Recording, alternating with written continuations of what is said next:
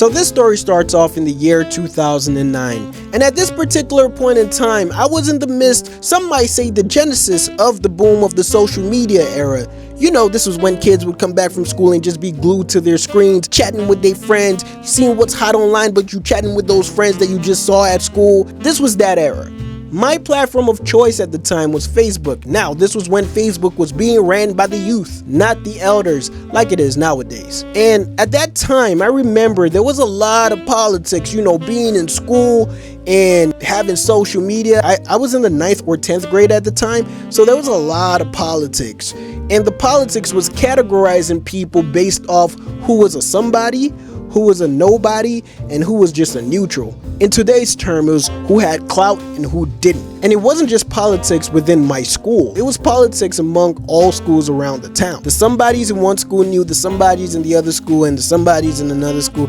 That's how the ball was rolling. So there was one night I'm online, and I'm just doing my thing, and I get a friend request from a person whose name had been passed around, but not in a good way. This specific person had been accused of acting too familiar with people she didn't know. For the purposes of this story, we're gonna call her Leah. So she sends me the request, I accept it, but I kind of know how she's moving.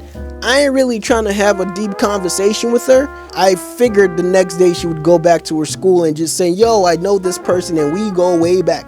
I ain't trying to have all that, on my hands. I'm just, I'm young. I'm just trying to just live my life as a young boy. That's all I'm trying to do. So we have a conversation. It didn't really last too long. I think she was more interested in the conversation than I was. I wasn't really giving her too much to go off with. And this is how our dynamic was for the next couple of years. So fast forward about 4 years later, at this point, we're both in college. The high school mentality done left the building. The politics no longer held water. I see her online one random night and I decide to say hi, just to see how she was doing. And I think it was one of the first times we actually had a meaningful conversation, like an in-depth conversation. It was brief. I think we actually FaceTimed, but it was an overall good conversation. That was the first and the last conversation I had with her that same year. So in 4 years, we only had one conversation, but that was until 2 years after. Now it's the summer of 2015, and this was during my internship. It was one of them slow days where I had nothing to do, so I decided to log on Facebook for the first time in years, and guess who I see online? Leah. So I hit her up and we start talking. Now, Leah went to school in Canada. It just so happened that same year I was planning on going to Canada for Christmas. So we're talking and I tell her, oh, by the way, I'm pulling up to your side of the world this December. And she was excited about that, which was a little bit odd because this was our second conversation in like 6 years, but I was like, cool. And somehow the conversation went from me telling her I was pulling up to me staying at her place when I pull up.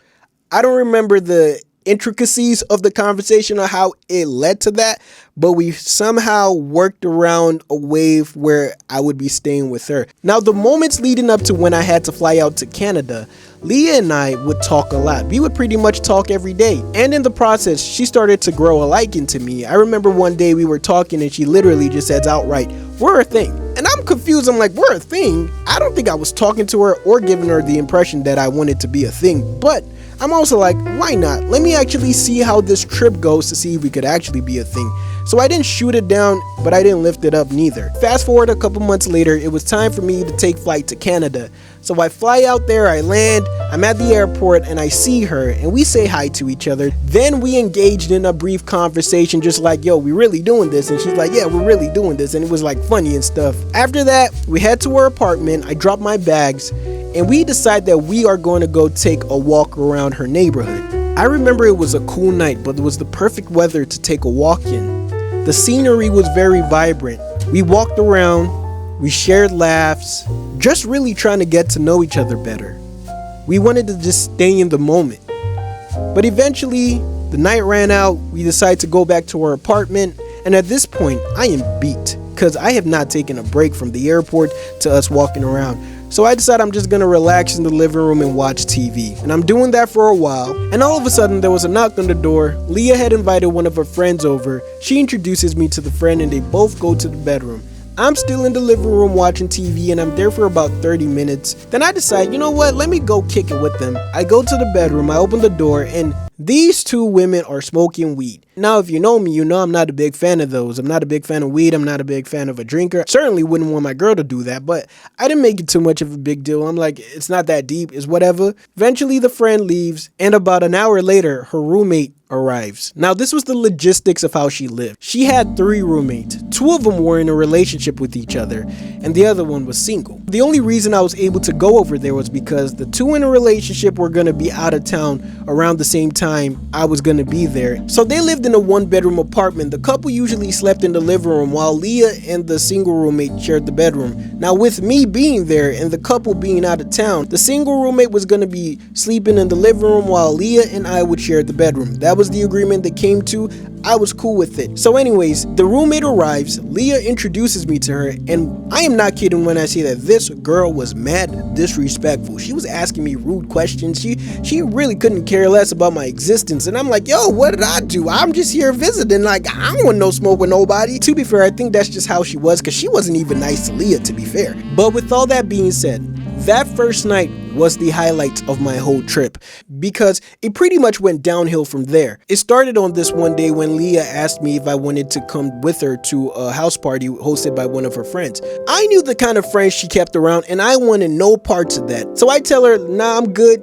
You can go. I'm gonna wait for you to get back. She tells me she was gonna be there for a couple hours and come right back home so we can go grocery shopping because there was no food in the house. I'm like, cool, that's fine with me. She never showed up that day because apparently she got into a car wreck. So I was left the whole day without food, and I was starving. Oh my goodness. I have never felt a form of starvation like that before.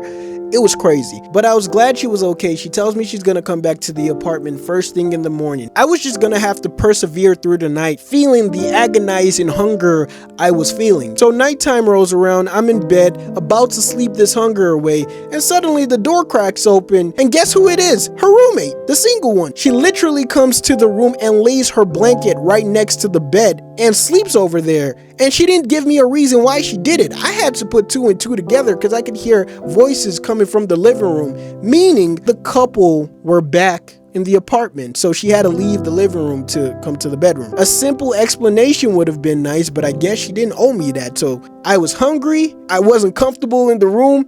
It was dead quiet. We had no conversation. It was just overall weird and awkward. That was my night. So the next day she comes back home and we actually go do the grocery, and guess what happens?